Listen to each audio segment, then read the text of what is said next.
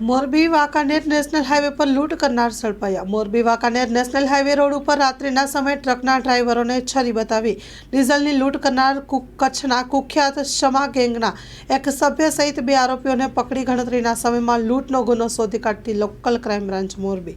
Wankaner national highway ઉપર લાલપર નજીક transport office પાસે સ્કોર્પિયો ગાડીમાં આવેલ ત્રિપુટીએ ટ્રક ચાલકો પાસેથી છરીની અણીએ 750 લીટર ડીઝલની લૂંટ કરવાના ચારિક બનાવમાં મોરબી એલસીબી ટીમે નજરબાગ અને નજીકથી સ્કોર્પિયો લઈને ઉભેલા 2 આરોપીઓને પકડી પાડતા ડીઝલ લૂંટ ચોરીના આ બનાવમાં કચ્છની કુખ્યાત સમા ગેંગ સામેલ હોવાનો ખુલાસો આવ્યો છે।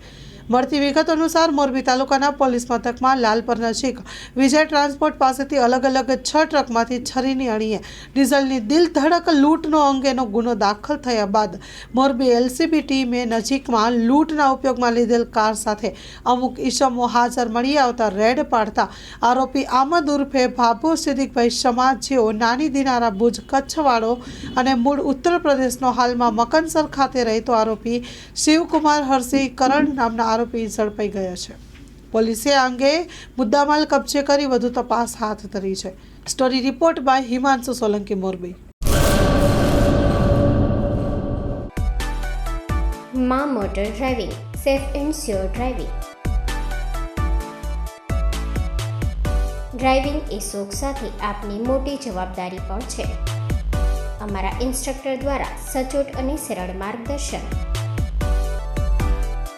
આપની રોજની તાલીમની માહિતી મેળવીને શું અધુરાશ છે તેના ઉપર પૂરું ફોકસ કરાય છે।